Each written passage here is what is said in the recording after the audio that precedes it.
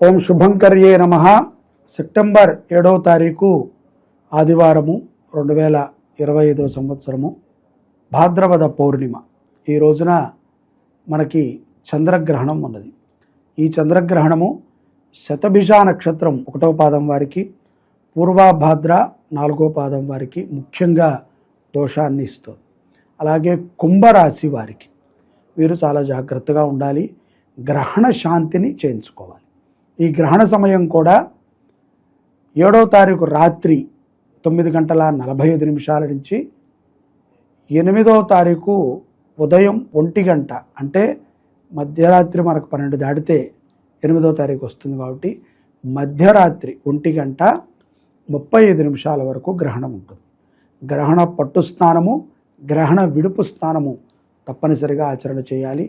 మనము ఈ యొక్క గ్రహణ సమయంలో చంద్రుడికి, రాహువుకి, అలాగే శతభిష నక్షత్రము, పూర్వభాద్ర నక్షత్రమునికి జపాన్ని చేస్తున్నాం మన దేవాలయంలో.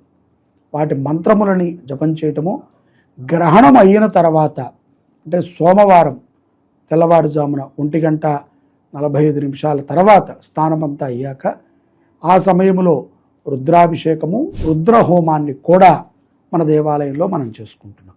కాబట్టి ఈ గ్రహణ శాంతిలో శతభిష నక్షత్రం వారు, పూర్వభాద్ర నక్షత్రం వారు తప్పనిసరిగా మీ పేరులు నమోదు చేసుకోండి.